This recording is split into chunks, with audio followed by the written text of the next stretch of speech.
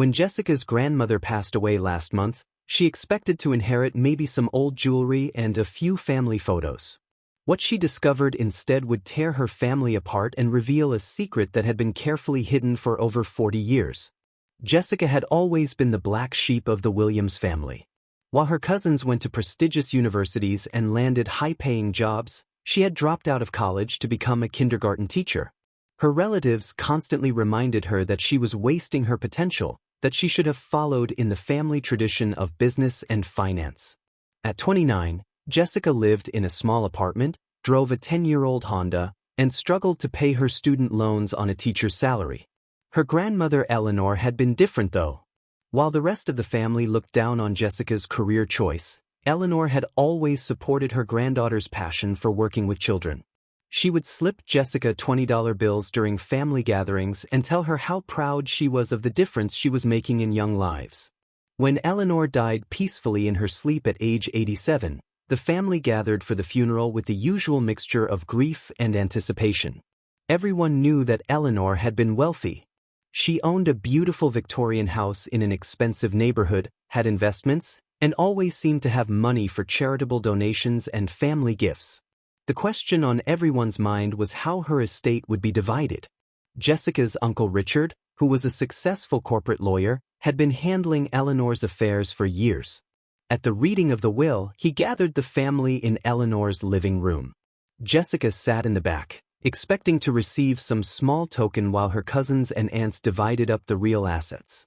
She barely paid attention as Richard read through the legal language about debts and final expenses. Then came the shocking moment that would change everything. Eleanor had left her entire estate to Jessica. Not just a portion or a specific item, but everything. The house, the investments, the bank accounts, even Eleanor's collection of antique furniture and artwork. The estimated value was over $2 million. The room erupted in chaos. Jessica's cousins started shouting that there had been a mistake, that Eleanor couldn't have been in her right mind. Her Aunt Margaret demanded to see the will, claiming that Jessica must have manipulated their elderly grandmother. Uncle Richard himself looked stunned as he confirmed that the will was legitimate, properly witnessed, and clearly stated Eleanor's intentions. Jessica felt like she was in a dream. She had gone from struggling to pay rent to being a millionaire in the span of 10 minutes. But instead of celebration, she was surrounded by family members who were looking at her with hatred and suspicion. Her cousin David, who had always been Eleanor's favorite, accused Jessica of elder abuse. Her Aunt Susan suggested that Jessica had forged the will or bribed the witnesses. The accusations stung because Jessica knew they weren't true. She had visited Eleanor regularly, but no more than any other family member. She had never asked for money or gifts beyond those small bills Eleanor had given her over the years. If anything, Jessica had tried to discourage Eleanor from being too generous, knowing that her grandmother's other grandchildren had expensive tastes and needed financial help with their own careers. Richard handed Jessica a sealed envelope that Eleanor had left specifically for her. Inside was a handwritten letter that would reveal the truth behind Eleanor's surprising decision. The letter began with Eleanor's expression of love for Jessica, but then took an unexpected turn. Eleanor explained that Jessica was not actually her biological granddaughter. Jessica's mother, Linda, had been Eleanor's daughter-in-law, married to Eleanor's son Michael. But Michael was not Jessica's biological father. Linda had had an affair during her marriage, and Jessica was the result of that relationship. Michael had discovered the truth shortly after Jessica was born and had demanded a divorce. The letter revealed that Linda had been desperate and alone with a newborn baby. Eleanor had made a decision that went against her son's wishes. She had welcomed Linda and baby Jessica into her home and had legally adopted Jessica as her own granddaughter. Michael had been furious and had cut off contact with his mother. He had moved across the country and started a new family, leaving behind his wife and the child he refused to acknowledge. Eleanor had kept this secret for Jessica's entire life. She had allowed Jessica to believe that Michael was her father and that his absence was due to his early death in a car accident, which is what Linda had told her daughter. Eleanor had never revealed the truth about Jessica's parentage or about the legal adoption that had made Jessica her official heir. The letter went on to explain why Eleanor had left everything to Jessica. She felt responsible for the difficult circumstances of Jessica's childhood, growing up without a father figure and with limited financial resources. Eleanor had watched Jessica grow into a kind, generous person despite these challenges, and she had been impressed by Jessica's choice to dedicate her life to helping children, especially considering that Jessica herself had experienced the pain of growing up without a complete family. Eleanor's other grandchildren had been given every advantage in life. They had grown up in wealthy households, had their educations paid for, and had been given trust funds and family connections to launch their careers. Eleanor felt that Jessica deserved the same opportunities, and she wanted to provide financial security for the granddaughter who had been overlooked and underestimated by the rest of the family. Jessica sat in her car outside Eleanor's house, reading and rereading the letter as her world shifted once again. Not only had she inherited a fortune, but she had also learned that her entire understanding of her family history was wrong. The man she had mourned as her father had actually rejected her as a baby. The grandmother she had loved had been more of a parent to her than she had ever realized. The legal battle began within days. Jessica's cousins hired their own lawyer and contested the will, claiming that Eleanor had not been mentally competent when she signed it. They argued that Jessica had exercised undue influence over their grandmother and that the distribution of assets was so unusual that it suggested fraud or coercion. Jessica found herself in the middle of a nasty family war. Relatives who had barely spoken to her before were now scrutinizing her every interaction with Eleanor over the past several years. They demanded to see her phone records, her financial statements, and even her medical records to prove that she hadn't been plotting to steal their inheritance. The investigation into Eleanor's mental state revealed that she had been sharp and clear-minded right up until her death. Her doctor testified that she had shown no signs of dementia or cognitive decline. The lawyer who had prepared her will confirmed that Eleanor had been very specific about her wishes and had understood exactly what she was doing when she made Jessica her sole heir. During the legal proceedings, more family secrets began to emerge. Jessica learned that her cousin David had been borrowing money from Eleanor for years to support his gambling addiction. Aunt Margaret had been pressuring Eleanor to invest in her husband's failing business. Several family members had been counting on their inheritance to solve their own financial problems, which explained their desperate attempts to challenge the will. Jessica also discovered that Eleanor had been supporting her financially in ways she had never realized. The scholarship she had received for her teaching degree, the mysterious check that had arrived when she needed a new car, even the down payment assistance she had received when she first rented her apartment, all of these had come from Eleanor, who had been quietly ensuring that Jessica had the same opportunities as her cousins. As the months passed and the legal battle continued, Jessica found herself isolated from her family. Former relatives crossed the street to avoid her, and she was excluded from family gatherings and celebrations.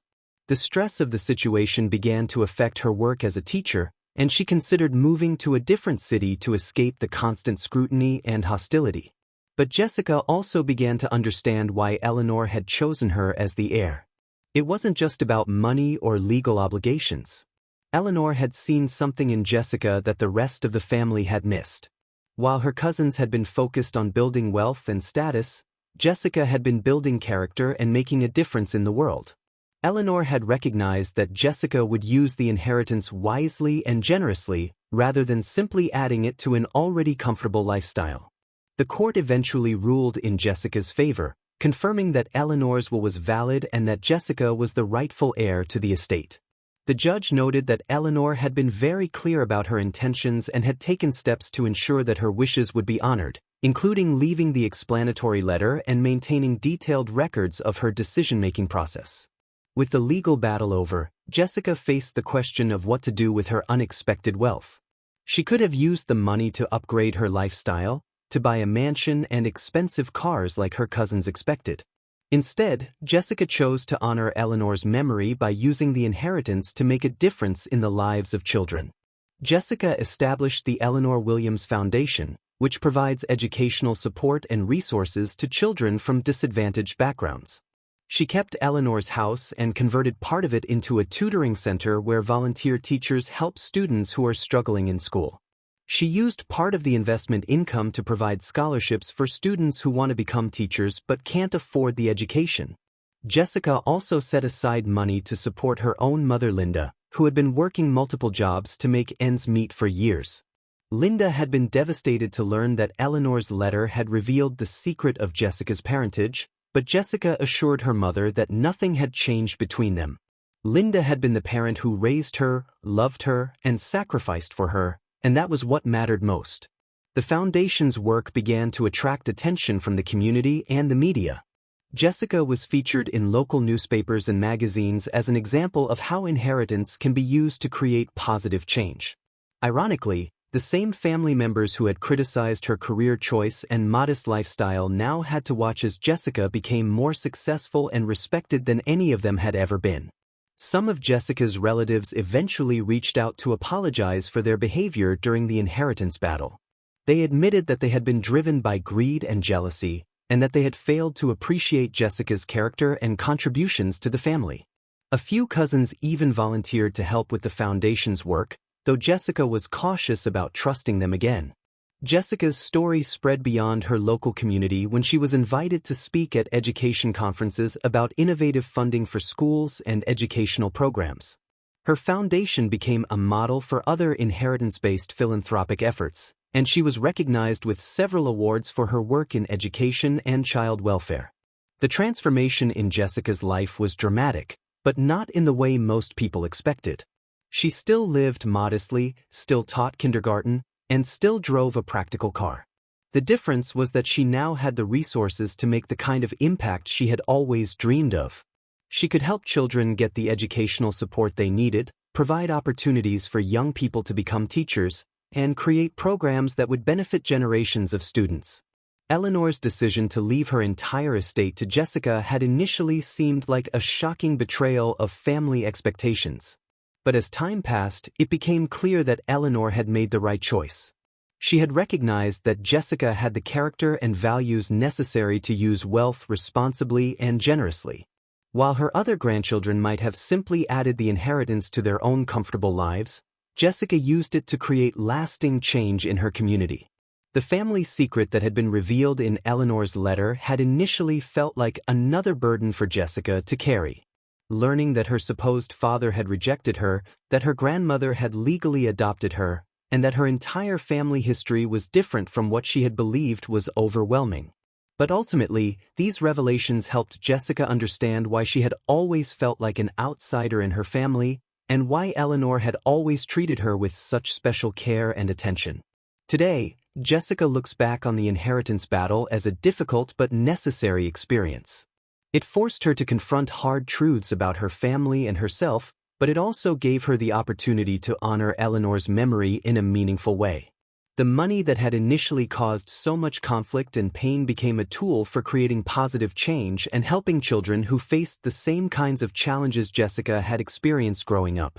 Jessica's story became a reminder that family is about more than blood relationships or shared genetics. Eleanor had chosen to be Jessica's true parent and advocate, just as Jessica had chosen to use her unexpected inheritance to be an advocate for children who needed support and opportunities. The love and generosity that Eleanor had shown Jessica was now being passed on to a new generation, creating a legacy that would last far longer than any material inheritance.